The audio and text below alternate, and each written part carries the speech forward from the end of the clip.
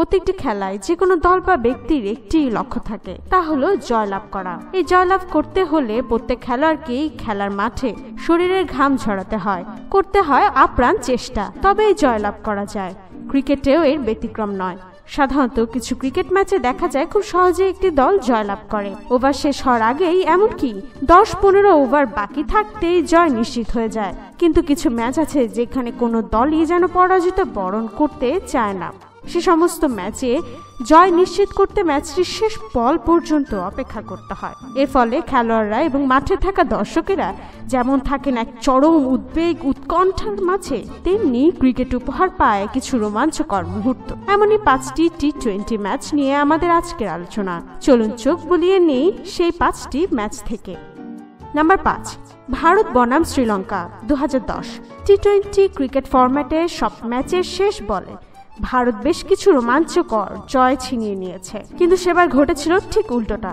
এক হৃদয় বিদারক ঘটনার শিকার হয় ভারত। 2010 সালে টি20 বিশ্বকাপে শ্রীলঙ্কার বিপক্ষে ম্যাচ 163 রান সংগ্রহ করে শ্রীলঙ্কার জয়ের জন্য 164 রানের লক্ষ্য নির্ধারণ করে দেয় ভারত। যদিও ওভার প্রতি 8 রান করে রান তোলা শ্রীলঙ্কার জন্য কষ্টসাধ্য ছিল না, কিন্তু ইনিংসের মাত্র 6 রানের মধ্যেই শ্রীলঙ্কার দুই শক্তিশালী ওপেনার মাহেলা জয়বর্ধনে এবং সনাথ জয়সূরিয়া সাজঘরে ফিরে গেলে চাপে পড়ে যায় শ্রীলঙ্কা।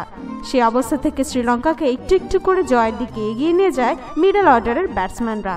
বিশেষ করে কাপুগেদারার বীরত্বপূর্ণ 16 বলে 37 রানের ইনিংসটি শ্রীলঙ্কাকে জয়ের পথে ধাবিত করে। শেষ পর্যন্ত ম্যাচটি জয় নিশ্চিত করতে শেষ বল পর্যন্ত অপেক্ষা করতে হয়। সেই ম্যাচের শেষ বলে শ্রীলঙ্কার প্রয়োজন তখন 3 রান। ম্যাচের শেষ বলে কাপুগেদারা ছক্কা হাঁকিয়ে শ্রীলঙ্কার জয় নিশ্চিত করেন এবং ভারতকে গ্রুপ পর্ব থেকেই বিদায় নিতে হয়। নাম্বার 4, সাউথ আফ্রিকা বনাম নিউজিল্যান্ড 2014। টি20 ক্রিকেট ফরম্যাটে প্রায়ই জয়ের জন্য শেষ ওভার অথবা শেষ বল পর্যন্ত অপেক্ষা করতে হয়। ঠিক তেমনটাই ঘটেছিল 2014 সালে সাউথ আফ্রিকা বনাম নিউজিল্যান্ডের ম্যাচে। সাউথ আফ্রিকা টস জিতে প্রথমে ব্যাট করতে নেমে জেপি ডুমিনির ব্যক্তিগত 86 রানের এক অবিস্মরণীয় ইনিংসের উপর ভর করে নিউজিল্যান্ডকে জয়ের জন্য 171 রানের একটি বড় টার্গেট ছুড়ে দেয়। নিউজিল্যান্ডের দুই ব্যাটসম্যান কেন উইলিয়ামসন এবং রস টেইলরের দুর্দান্ত ব্যাটিংয়ের মাধ্যমে নিউজিল্যান্ড 19 ওভারে 163 রান সংগ্রহ করে। শেষ ওভারে প্রয়োজন মাত্র 7 রান। সাধারণত টি20 ক্রিকেটে 6 বলে 7 রান করা একটা সহজতম বিষয়, কিন্তু তখনও কেউ জানতো না যে টি20 ক্রিকেটে আরো একটি অঘটনের সৃষ্টি হতে চলছে। ম্যাচের 20তম ওভারে দক্ষিণ আফ্রিকার পক্ষে বল করতে আসেন পেস বোলার ডেল স্টেইন। সেই ওভারে স্টেইন মাত্র 4 রান দিয়ে তুলে নেন 3টি উইকেট, যার ভেতরে 5টি বলই ছিল ডট বল। ওভারের চতুর্থ বলে একটি বাউন্ডারির মাধ্যমে 4 রান সংগ্রহ করে নিউজিল্যান্ড। ডেল স্টেইনের সেই ওভারটি টি20 ক্রিকেট বিশ্বকাপে এখন পর্যন্ত সেরা ওভার হিসেবে বিবেচিত। ম্যাচের শেষ বলে নিউজিল্যান্ডের জয়ের জন্য প্রয়োজন পড়ে 3 রান, কিন্তু ডেল স্টেইন দুর্দান্তভাবে শেষ বলটি ডট দিয়ে দক্ষিণ আফ্রিকার এক অবিশ্বাস্য জয় এনে দেয়। নাম্বার 3, 2007 সালে টি20 বিশ্বকাপের গ্রুপ পর্বের ম্যাচে মুখোমুখি হয় ক্রিকেটের দুই চিরপ্রতিদ্বন্দ্বী দল ভারত ও পাকিস্তান। ভারত প্রথমে ব্যাট করে 141 রান সংগ্রহ করে। পাকিস্তানের জয়ের জন্য 142 রানের টার্গেট দেয়। পাকিস্তান ব্যাট করতে নেমে মাত্র 47 রানে 4 উইকেট হারিয়ে ফেলে। এরপর মিসবাউল হক এবং শোয়েব মালিক ম্যাচের হাল ধরেন। মিসবাউল হক শেষ পর্যন্ত 35 বলে 53 রান সংগ্রহ করেন। সেই ম্যাচে পাকিস্তান 18 ওভার খেলে 113 রান সংগ্রহ করেন। পাকিস্তানের শেষ 2 ওভারে প্রয়োজন তখন 29 রান। ভারতের অজিত আগরকরের 19তম ওভার থেকে আসে 17 রান। জয়ের জন্য শেষ ওভারে প্রয়োজন 12 রান। ভারতের পক্ষে 20তম ওভারে বল করতে আসেন এস শ্রীকান্ত। তার প্রথম বল থেকে আসে 1 রান।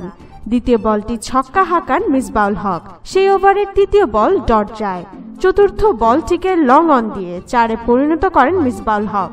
পাকিস্তানের জয়ের জন্য তখন প্রয়োজন 2 বলে মাত্র 1 রান। পঞ্চম বলটি পুনরায় ডট দেন এস শ্রীকান্ত। এরপর শেষ বলে রান নিতে গিয়ে মিসবাউল হক রান আউট হয়ে যান এবং ম্যাচ টাই হয়ে যায়। এরপর বোল আউট পদ্ধতিতে ম্যাচ জিতে নেয় ভারত।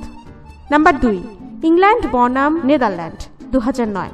নেদারল্যান্ড ক্রিকেট দল ক্রিকেট ইতিহাসে বেশ কিছু চমৎকার অধ্যায় সৃষ্টি করেছে, যার ভেতরে একটি 2009 সালে টি-20তে ইংল্যান্ডকে 4 উইকেটে হারানো। ইংল্যান্ড সেই ম্যাচে লুক রাইটের 49 বলে 71 রানের এক অনবদ্য ইনিংসের মাধ্যমে 5 উইকেটে 162 রান সংগ্রহ করে ডাচদের জয়ের জন্য 163 রানের টার্গেট দেয়। ডাচ ব্যাটসম্যানদের অসাধারণ পারফরমেন্সের ফলে সেই ম্যাচে জয়ের দ্বারপ্রান্তে পৌঁছে যায় নেদারল্যান্ড। তবে ম্যাচটির ভাগ্য নির্ধারণ হতে শেষ বলটিও মাঠে গড়ায়। শেষ বলে ডাচদের প্রয়োজন ছিল 2 রান, আর বল হাতে সেই ওভারে বল করেছিল ইংল্যান্ডের অন্যতম সেরা ফাস্ট বোলার স্টুয়ার্ট ব্রড শেষ বলটি করেছিল গুড লেন্থে এবং নিজেই ফিল্ডিং করেছিলেন, কিন্তু তার ফাউল থ্রোর কারণে 1 রানের জায়গায় 2 রান সংগ্রহ করে নিজেদের জয় ছিনিয়ে নেয় নেদারল্যান্ড, আর এভাবেই ক্রিকেট ইতিহাসে যোগ করে একটি রোমাঞ্চকর মুহূর্ত।